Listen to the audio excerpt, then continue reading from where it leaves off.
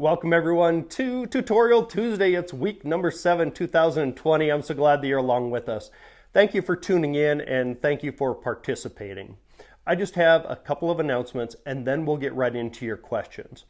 Announcement number 1 is just a reminder that September 4th through the 6th out in South Dakota, I have a workshop scheduled with Jen Zeller, aka the South Dakota Cowgirl. Swipe over, check it out. Announcement number 2, if you haven't heard, my wife and I started a Small Business Roundup podcast.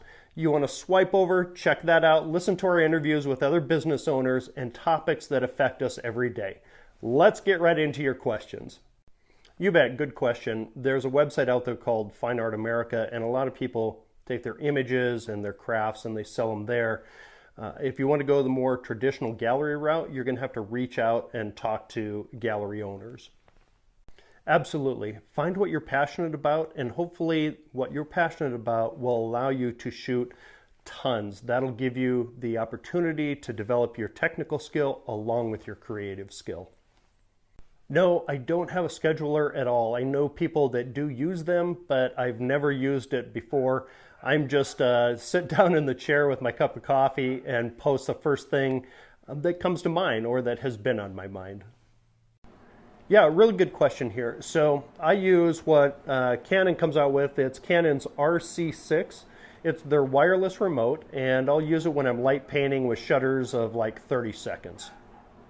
Another good question here, and since I have to head out the door here in about 20 minutes for an on-location shoot, I'm going to take you along with me and I'll do some blurbs in the car and I'll show you exactly how I pack to go out on location. How did I get into photography? I got into photography to make money. I don't have any lineage, all kidding aside, I don't have any lineage in photography. You know, my grandpa or dad or anything wasn't a photographer.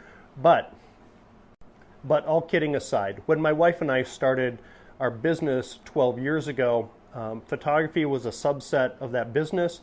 And the photography side grew to the point that we spun it off on its own. And I do this full time, and my wife is a full-time dog. And my wife is a full-time dog trainer. So you can find her under Dog Training 360 on Instagram.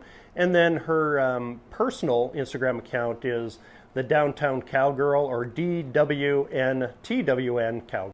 Okay, so to answer your question about my setup for traveling, so today's shoot is a follow-up from last year.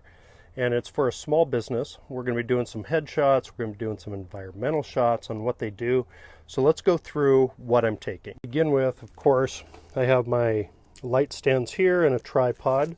My light over here, of course, with my Cotton Carrier G3, a small softbox, and then in the camera bag, of course, I have some paisleys because So what I was saying is I'm very bad about hydrating and feeding myself when I'm out shooting. So as you can see there, I have my 5D Mark IV, the 5D Mark III right there, along with the...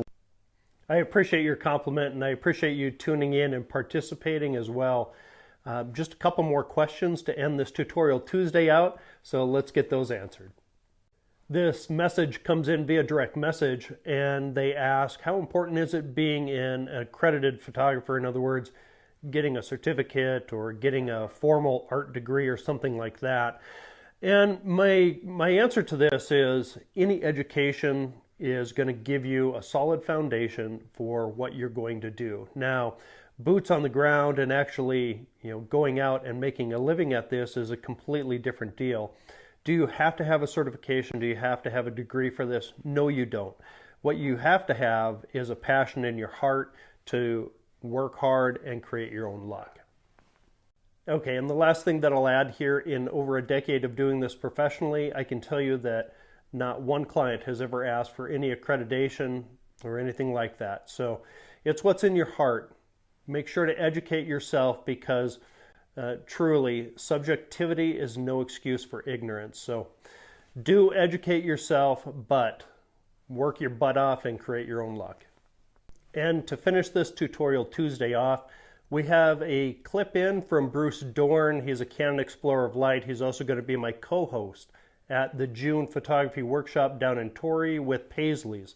So go ahead and swipe over, take a look at these photography tips that Bruce has put together on Shutterbug, and they're great for travel. There's one tip that he didn't include. It's number 8, and you'll have to hit me up to learn what that is. Bruce, thank you for sharing these.